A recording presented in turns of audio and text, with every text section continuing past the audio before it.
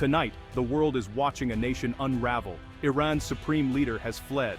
He is gone. In Tehran, chaos reigns. Sirens, screams, and military vehicles patrol empty streets. This is not a protest or a riot. It's the violent collapse of a regime that ruled for decades.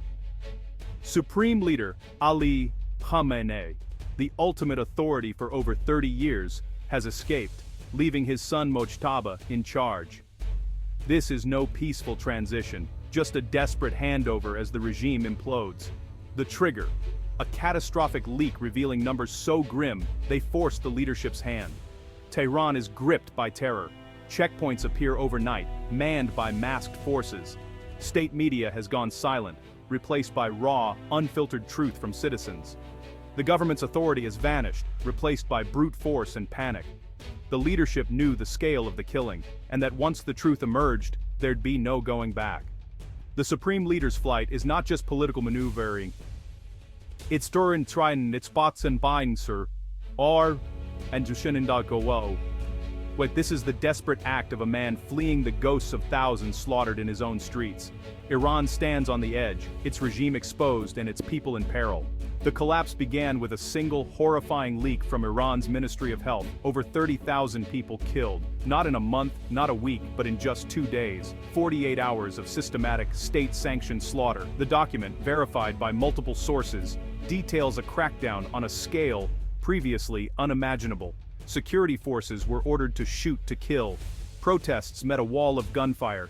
The regime, cornered and desperate, chose mass murder over dialogue. These are not just numbers, they are sons, daughters, mothers, fathers. The health officials who leaked this risked everything so the world would know the true cost. Historians compare this to the Nazi massacre at Babi Yar in 1941, over 33,000 murdered in 2 days. To mention these events together underscores the horror of what's happened in Iran. Atrocities like this are not confined to history. They are happening now, on our watch. The world must confront this truth. A modern state has committed a crime echoing the darkest chapters of the past. The leaked document is not just evidence, it's a testament to a crime against humanity. The comparison to Babi Yar is not made lightly, it's a call for global response. Anything less would betray the memory of the victims. The world cannot look away. As reports of the massacre surfaced, the world was silent. The United Nations, created to prevent such horrors, failed to act. No emergency sessions, no urgent condemnations, just bureaucratic inertia as the death toll soared. Human rights groups pleaded for action, but their cries were ignored. The world's silence enabled the regime to continue its killing spree. Now, with the truth exposed, condemnations ring hollow. Too little, too late.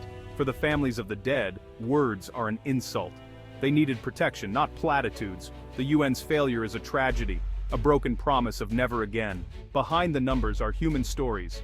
Like Reza, a father searching for his son Amir. He scoured hospitals and police stations, finally arriving at a morgue overflowing with bodies. The dead were stacked in hallways, the air thick with death and disinfectant. Reza stepped over bodies, searching for his son among faces frozen in shock and pain. Many showed gunshot wounds, others signs of brutal beatings. The morgue staff, terrified and exhausted, offered no comfort, just pointed to the piles and let families search. It was a gallery of death, a systematic display of cruelty. Reza found Amir by his worn sneakers, shot in the back. As he knelt beside his son, a security agent approached, clipboard in hand, demanding paperwork.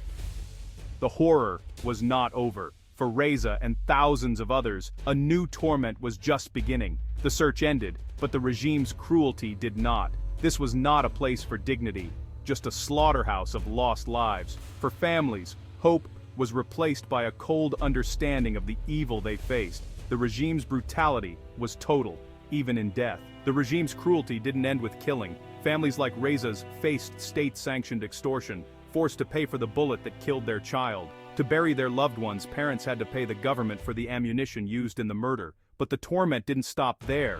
Families were forced to sign false confessions, declaring their children were terrorists or rioters, not victims. Some were coerced into recording videos repeating the regime's lies. Refusal meant their child's body would be lost in an unmarked grave. This system weaponized grief, turning mourning into a tool for spreading fear and disinformation. Parents became unwilling accomplices in covering up their own child's murder.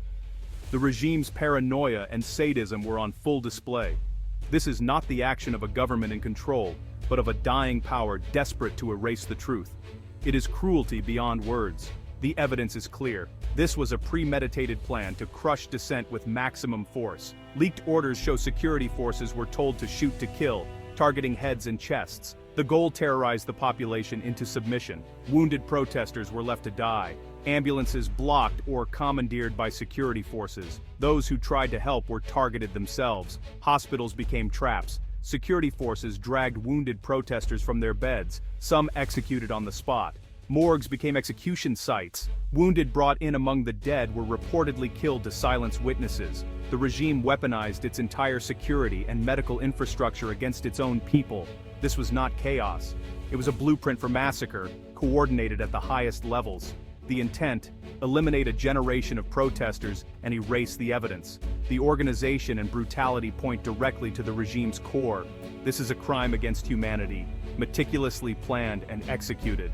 Amid the chaos, Iran's most powerful ally, Russia, is backing away. Moscow, once Tehran's steadfast supporter, is now publicly distancing itself. Russian state media has begun to criticize the crackdown, a dramatic shift. This isn't morality, it's cold calculation. Putin sees a collapsing regime and wants no part in its downfall. Supporting a government accused of mass murder is untenable for Russia, already isolated internationally. Putin is cutting his losses, seeking leverage for Russia's own interests. The Kremlin is abandoning an ally and using its downfall to its advantage.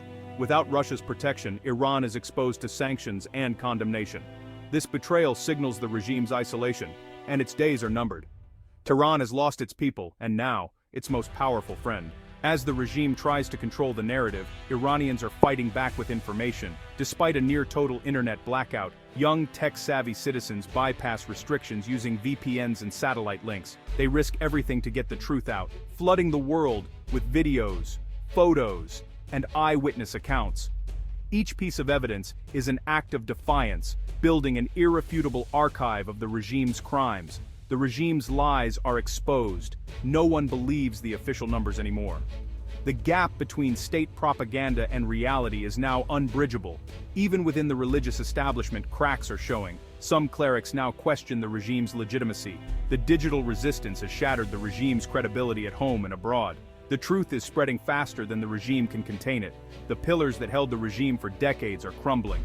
The world is finally seeing the reality thanks to the courage of ordinary Iranians. The regime's traditional allies can no longer defend the indefensible. Truth is winning.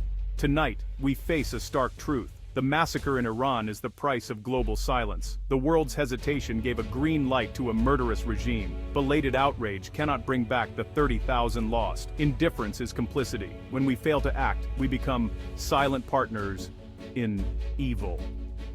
This story was brought to you not by governments, but by ordinary Iranians and brave journalists. In an age of disinformation, honest reporting is more vital than ever. The fight for Iran's future is far from over. The regime is cornered, the people wounded but resilient. The world must bear witness, share their stories, and hold the powerful accountable. The truth is, our most powerful weapon against tyranny. Supporting frontline journalism is not an ideal. It's a necessity that can save lives. The people of Iran are fighting for freedom. We must ensure their voices are heard. The cost of silence is too high. The world must not look away, not now.